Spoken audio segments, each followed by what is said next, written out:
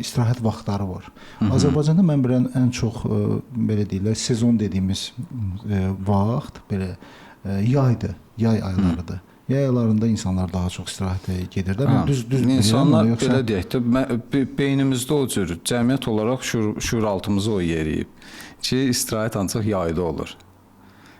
Çünki əsas məzuniyyət dönəmləri yaya düşür. O cür düşünülür ki, məsələn, ancaq yayda. Əslində, ilin hər vaxtı dünya genişdir, dünya böyükdür.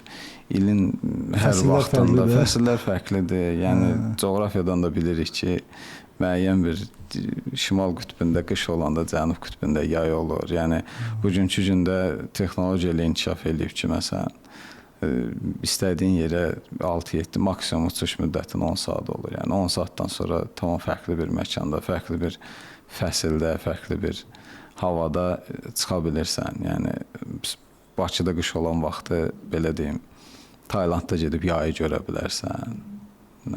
Maldivdə gedib yayı görə bilərsən. Əslində çox maraqlıdır. Sadəcə olaraq mən bilsən, həm də bu nə ilə bağlayıram?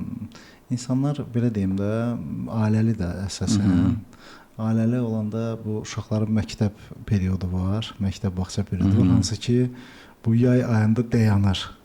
Və onda biraz əl-ayaq açılır ki, məsələn, uşaqları da götürüb harasa istirahətə getmək olar. Orası düzdür, amma əslində təcrübəmiz onu da göstərir ki, əsasən bu məktəb tətilləri dönəmində də belə bir aktivlik olur.